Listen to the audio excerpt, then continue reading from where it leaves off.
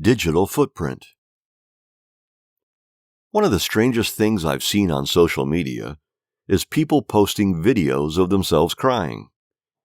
They zoom in on their face as they cry about something, and they are ugly criers as well. I think, why the heck would you post that? If you're going to cry, you should cry in private. But it really depends on the audience. Some audiences will stop everything when they see someone crying. What made this person so upset? Let me see.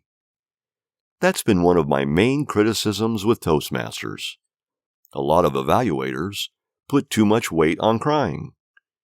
You could have an amazing polished speech, but if the person who went after you gets on stage, gives a sloppy talk, and ends with a few tears, they will often win. I understand the role that crying has on communication. It's very similar to seeing a baby laugh. It glues the eyes. However, I am very wary of crying like that on social media. It's one thing if an interviewer asks you a question that has you recalling an emotional moment. You didn't expect that they were going to ask you about a sibling who died too soon. That sort of crying I have no problem with. But the crying that portrays victimhood, while in reality is engagement bait, is top-tier cringe. Recently, there has been this guy on my Instagram who has been going through a divorce. He's been very vocal about his divorce, creating stories on what led to the breakup, how all his friends betrayed him, and how he enjoys the lone wolf lifestyle.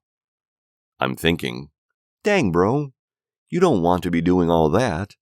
Eventually, the days will heal the pain. But you're making yourself look like a fool.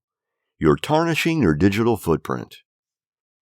I think using social media as a journal isn't always a bad idea.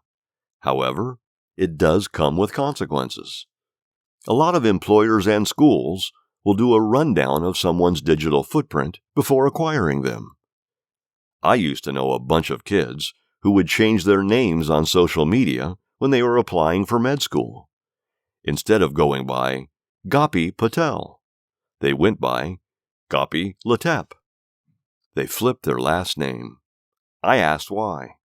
They said, so it's harder for med schools to find my page. Everything is not always in our control with digital footprints. Someone can easily write a blog trashing our brand and rank on first page with their hit piece. It's one thing when someone else makes us look bad. It's a different ballgame when you make yourself look bad.